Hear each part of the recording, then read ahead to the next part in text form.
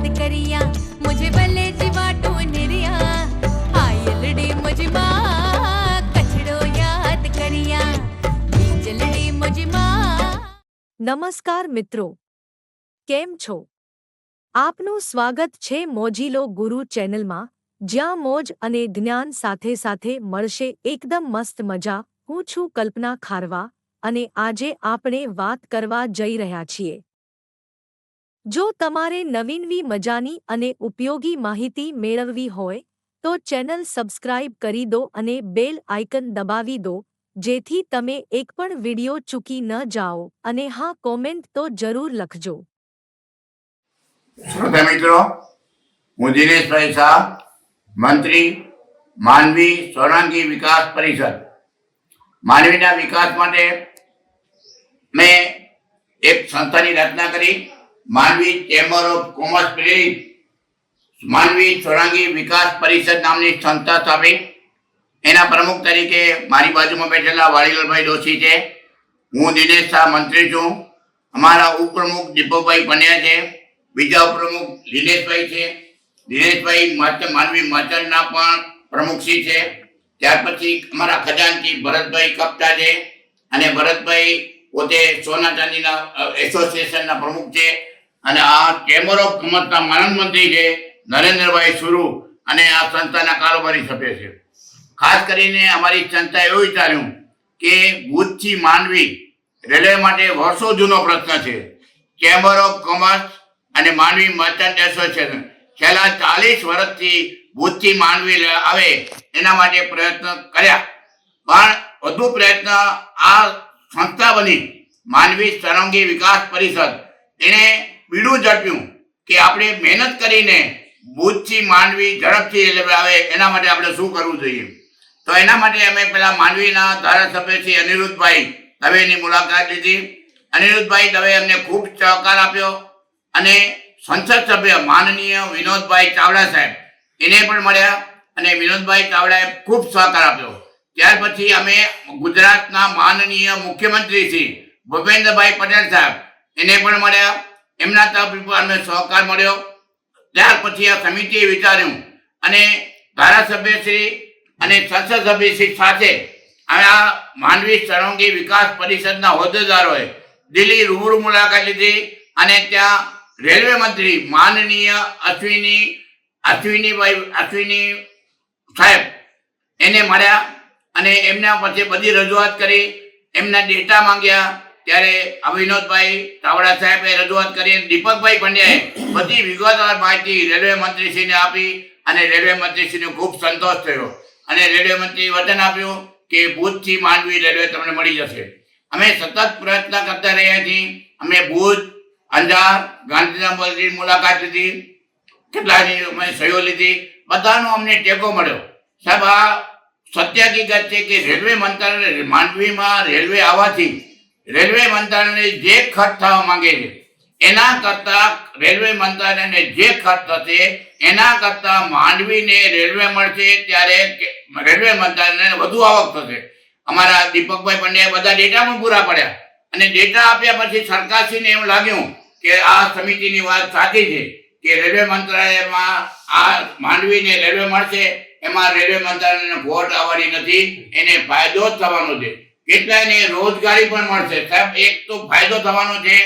લોકો આજે માંડવીથી લક્ઝરી બસો લગભગ 50 જેટલી બસો જતી હોય છે, એના મારફત મુસાફરી થાય છે અને આ રેલવે આવ્યા પછી લોકોને ખૂબ રાહત થશે. એટલું જ નહીં, સરકારને પણ આમાંથી ચોક્કસ ફાયદો થશે. અને અત્યારે રેલવે મંત્રાલયને મળ્યા પછી અમારી સંસ્થા સતત સક્રિય છે. આજે પણ અમે મિટિંગના સ્વરૂપમાં મળ્યા અને વિચાર્યું કે આપણે રેલવે મંત્રીશ્રીને મળી ગયા અને એમના તરફથી સંસદ સભ્ય તરફથી ધારાસભ્યશ્રી તરફથી પૂરો સહકાર મળી રહ્યો છે. તો હવે એટલા પ્રયત્ન કરીએ કે ઝડપથી રેલવે માંડવીમાં આવે. આ સમિતિને સાહેબ એવી પણ માહિતી મળી છે કે આ સમિતિને જાણવા મુજબ ભુજથી સુખપર માંડવી ની રેલવે લાઈનનું જે કામકાજ છે, આખરી રેલવે સ્ટેશન ક્યાં સર્વેની કામગીરી ચાલુ છે અને આખરી રેલવે સ્ટેશન ક્યાં બનાવવું એ સર્વે ચાલી રહ્યો છે. સર્વેનું કામ પૂરું થશે ત્યાર પછી માંડવીનું રેલવે સ્ટેશન ક્યાં બનાવવું એ નક્કી થશે. એટલે હવે એ નક્કી છે. અમદાવાદમાં પણ અમે મળ્યા. અમદાવાદમાં CAO ADI એને પણ મળ્યા. ટૂંકમાં રેલવે માટે જે કંઈ જરૂરિયાત હતી સરકારશ્રીએ ડેટા માંગ્યા હતા. એ ડેટા પણ આ સમિતિએ પૂરા પાડ્યા. અને ભુજની વાત કરીએ તો ભુજમાં federation of Kutch industry association FOKIA એના પ્રતિનિધિઓ પણ દિલ્હી અમારી સાથે ચાલ્યા હતા. એટલે અમે દિલ્હીમાં બધી વિગતવાર રજૂઆત કરી. હવે અમને સમિતિને એમ લાગ્યું છે કે માંડવીમાં ઝડપથી રેલવે આવશે અને આવશે ને આવશે. માંડવીના સર્વાંગી વિકાસ માટે અત્યારે માંડવી બંદરને રેલવે સુવિધા મળે એ ખૂબ જ જરૂરી છે. ભુજથી કનેક્ટિવિટી માંડવી સુધી આવે એવા અમારા છેલ્લા 2 વર્ષથી પ્રયત્નો છે. એના માટે અમે તમામ સ્થળે દિલ્હી સુધી રજૂઆત કરી આવ્યા છીએ આખી સમિતિ. અને એ રેલવે આવવાથી અમારા યુવાનોને રોજીરોટી મળશે અને વધારામાં માંડવી તાલુકો ખનીજનો જબરજસ્ત ઉદ્યોગ ધરાવે છે. એ ઉદ્યોગને પણ પ્રોત્સાહન મળશે અને રેલવેને જે ખર્ચો થશે એ આ ખનીજે કાઢી આપશે અને એને કોઈ જાતની તકલીફ થશે નહીં. માંડવીને જો રેલવે મળે તો અમારા ઘણા યુવાનીઓ જે અત્યારે ધંધા છે બહાર જવા માંગે છે એ અહીંયા જ સચવાઈ જશે અને માંડવીનો વિકાસ જરૂરી રીતે થશે. માંડવીને અત્યારે રેલવેની ખાસ જરૂર છે અને અત્યાર સુધી અમે જ્યાં જ્યાં જે સ્થળે અધિકારીઓને પ્રધાનોને મિનિસ્ટરોને મળી આવ્યા તેમનો પણ પૂરો સહકાર છે અને એટલે અમને ખાતરી છે કે હવે માંડવી રેલવે આવશે એમાં 2 મત નથી. આજરોજે માંડવી સર્વાંગી વિકાસ સમિતિની કારોબારીની એક બેઠક મળી. આ બેઠકની અંદર રેલવે માટે આગળ કેટલું વધ્યું છે અને રેલવેનું હવે માંડવીમાં ક્યારે આવવાની શક્યતા છે એ બાબતે ચર્ચા થઈ. હું દીપક પંડ્યા, સર્વાંગી વિકાસ સમિતિનો ઉપપ્રમુખ. અમે જેમ આગળ દિનેશભાઈ અને અમારા પ્રમુખ શ્રી વાડીભાઈએ કીધું તેમ બધા સરકારી ઓફિસરો, અધિકારીઓ, પદાધિકારીઓ બધાને રૂબરૂ મળી. દિલ્હી વૈષ્ણવ સાહેબને પણ જ્યારે છેલ્લે રૂબરૂ મળ્યા ત્યારે અમને પણ ખૂબ જ સારું આશ્વાસન આપ્યું કે આ જો આટલી બધી પોટેન્શિયલ માંડવીમાં છે, આટલું બધું માંડવીથી જો સરકારને વળતર મળે એમ છે તો તમે વહેલા શું કામ ના આવે, તમે મોડા પડ્યા છો. તાત્કાલિક માંડવી રેલવે અમે એના માટે થઈને ચોક્કસ કાર્યવાહી કરશું. હવે માંડવીમાં જેમ વાડીભાઈ અને દિનેશભાઈ વાત કરી તેમ અત્યારે ફાઇનલ ડેસ્ટિનેશનનું સર્વે ચાલી રહ્યું છે કે ફાઇનલ રેલવે મથક ક્યાં બનાવવું. બાકી બધો સર્વે થઈ ગયો છે.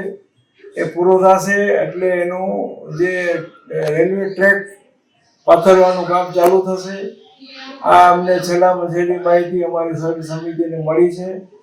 એ મુજબ હવે જો રેલવે આવશે માંડવીમાં તો અગાઉ જણાવ્યા પ્રમાણે માંડવીમાં એક તો જે મેઇન ઉદ્યોગ છે બેન્ટોનાઇટ, એ બેન્ટોનાઇટ ઉદ્યોગના નિકાસમાં ડબલ વધારો થઈ જશે. કારણ કે અબડાસામાં પણ જે નખત્રાણા અબડાસામાં પણ જે બેન્ટોનાઇટનું ઉત્પાદન થઈ રહ્યું છે તે ફક્ત કાચો માલ જ છે. એને પ્રોસેસ કરવા માટે બધો માલ માંડવી જ લાવવો પડે. માંડવીમાં જ એના પ્રોસેસ પ્લાન્ટ છે બધા, અબડાસા નખત્રાણામાં એક પણ નથી. એ પ્રોસેસ પ્લાન્ટની અંદર પ્રોસેસ થઈને નિકાસ તો માંડવીથી થાય બધો.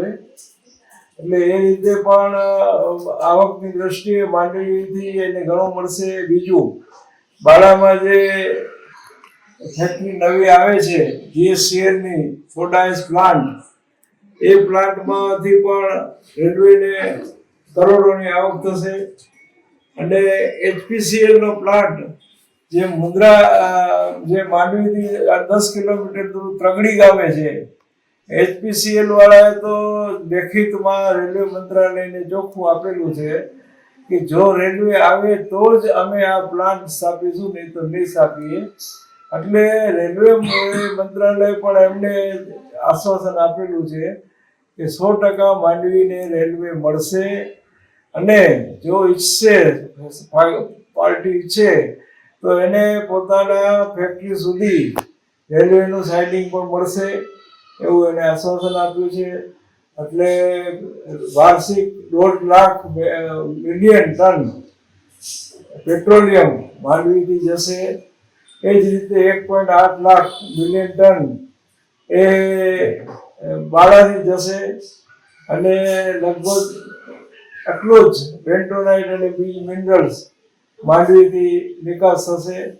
એટલે માંડવી રેલવેને જે આવક આ બધી છે તે મારા હિસાબે મુન્દ્રા પછીની બીજું એવું જે છે સિટી હશે કે જે માંડવીને રેલવેને એટલું બધું કમાઈ આપે એમ. એટલે અમારી બધાની ડિમાન્ડ છે રેલવે મંત્રાલય ઉપર, ખાસ અમારે દબાણ છે કે માંડવીને વહેલી તકે રેલવે આપો તો આ બધા જે ઉદ્યોગો છે એ વિકાસ પામે અને સરકારશ્રીની પણ નીતિ છે કે વિકાસ આપણે કરવો તો એ પણ સાર્થક થશે. એટલે અમારી ફરીને રજૂઆત છે કે માંડવીને રેલવે મળી જોઈએ, એના માટે પ્રયત્ન ચાલુ છે અને અમને આશ્વાસન ફરીવાર મળ્યું છે કે માંડવીને રેલવે મળશે જ.